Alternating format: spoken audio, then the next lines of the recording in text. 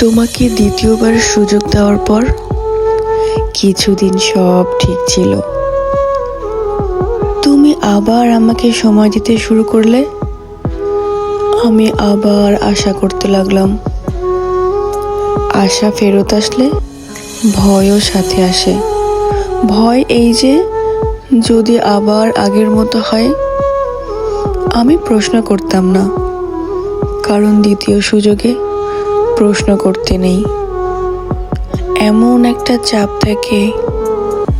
কিন্তু বদলটা অল্প অল্প করে আগের জায়গায় ফিরে যাচ্ছিল, আর আমি সেটা দেখেও চুপ থাকতাম।